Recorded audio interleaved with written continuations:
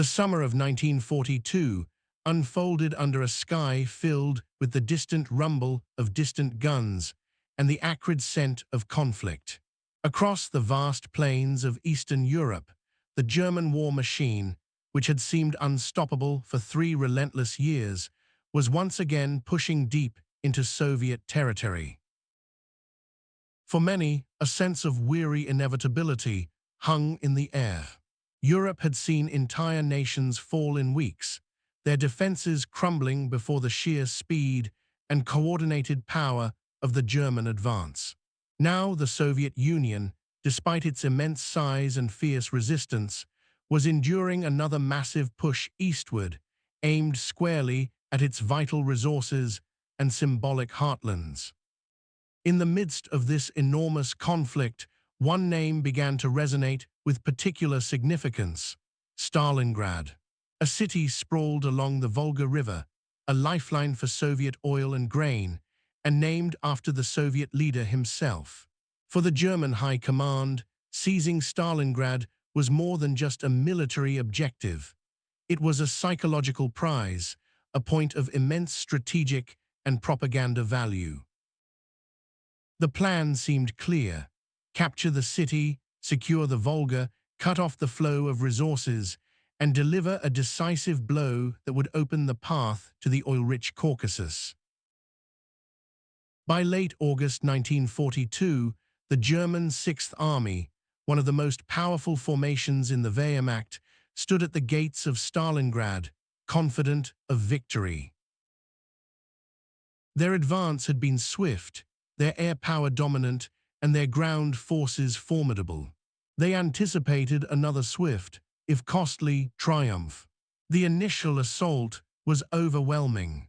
German tanks and infantry surged into the city, met by a desperate, tenacious Soviet defense. What began as a conventional advance quickly devolved into something far more savage and unforeseen: urban warfare on an unprecedented scale. Every street, every building, every room became a battleground. Snipers stalked the rubble-strewn streets, desperate hand-to-hand combat erupted in bombed-out factories and apartment blocks, and the constant roar of artillery and dive bombers created a landscape of utter destruction. German soldiers, accustomed to sweeping maneuvers across open fields, found themselves bogged down in a grim, claustrophobic struggle. The close-quarters fighting nullified their technological advantages and their superior experience in mobile warfare. Each meter gained came at a severe human cost. As weeks turned into months, the German forces, despite gaining control of most of the city, found themselves trapped in a slow, grinding struggle. The battle for Stalingrad had become a vortex, drawing in immense resources and countless lives. The Soviet defenders, under immense pressure and with a clear directive not to retreat, fought with a fierce determination that astonished their adversaries. Ordinary soldiers, dockworkers, and factory employees were pressed into service, defending their city with a grim resolve born of desperation. The suffering of the few remaining civilians caught between the lines was immense. They endured bombardment, starvation, and the constant threat of violence, trying to survive in cellars beneath the crumbling city. However, as the fighting raged within the city's ruins, a far larger, more dramatic development was quietly unfolding on the vast, sparsely defended flanks of the German Sixth Army. While German attention was fixed on the bloody street fighting, the Soviet command was meticulously preparing a colossal counter-offensive.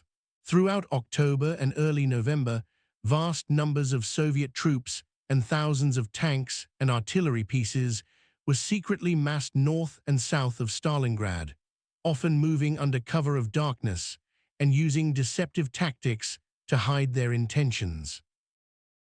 The sheer scale and secrecy of this operation, codenamed Operation Uranus, was a testament to the Soviet capacity for industrial organization and strategic planning. Then, in November 1942, as the brutal Russian winter began to descend, blanketing the steppe with snow and ice, the Soviet pincers snapped shut. Two massive Soviet fronts struck simultaneously, shattering the weaker Romanian and Hungarian forces guarding the German flanks. Within days, the two Soviet spearheads met far to the west of Stalingrad, completely encircling the German Sixth Army and significant elements of the Fourth Panzer Army, over 250,000 soldiers. This was the profound turning point, an event of immense scale that entirely contradicted the expectations that had driven the German leadership. The swift encirclement of such a large and powerful force was a strategic shock of the highest order. For the German soldiers trapped within the newly formed Kessel, or cauldron, the reality was stark. Cut off from resupply by land, they faced dwindling food, ammunition, and fuel as temperatures plummeted to extreme lows. Despite desperate pleas from the field commanders, the order came from the very top: no retreat. Instead, a massive airlift was attempted, but it proved woefully inadequate to supply an army of this size. Hope slowly eroded into despair as the days grew shorter and colder.